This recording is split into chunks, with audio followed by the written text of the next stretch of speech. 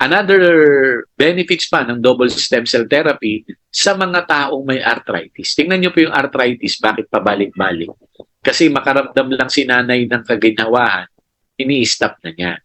Pero sa therapy po, ang gagawin sa mga may arthritis, iinom po sila 90 days, tuloy-tuloy, kasi therapy.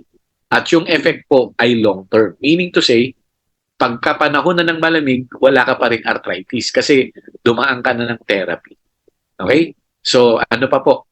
Yung mga may cancer, isa pa yan, no? Eh, ang stem cell po ay ginawa for cancer. Parkinson's, ayan ho, heart disease, multiple sclerosis, diabetes, fibromyalgia, kidney disease. Okay? Ayan po, no? Again, lahat po sila ay therapy ang dinaanan. Kaya po naging successful ang kanilang therapy, no? Kasi talagang dinisiplina nila ang kanilang sarili. Okay, now, para naman sa mga taong walang sakit, pwede rin po kayong mag-undergo ng therapy program ng stem cell.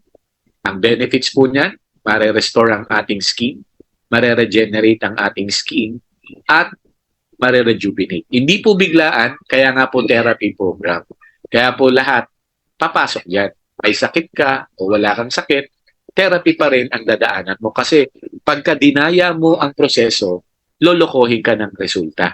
So kami po, we educate our client na if you really want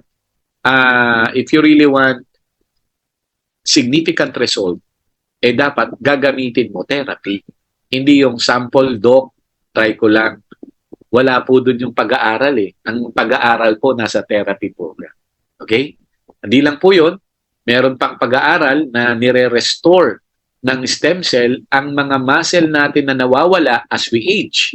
Kaya po pagdating ng 55, di ba, mapapansin nyo, bihira na lang kayong namamasyal kasi mabilis na kayong mapagod. Paano pa kaya kung 85?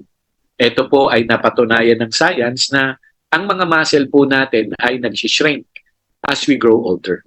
Pero sabi po ng book na ito, nire-restore ng stem cell ang mga muscle na nawawala sa atin.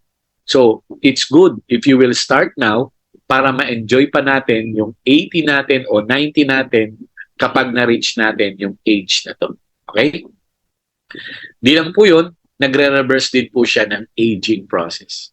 Di ba, ang sarap pong marinig na ikaw ay 60 na pero ang tingin sa'yo 45 ka lang. O di kaya 50 ka pero ang tingin sa'yo 30 lang. Bakit to? Kasi ang stem cell ay may reverse aging effect. Okay? So, mas maganda kung itatry natin lahat.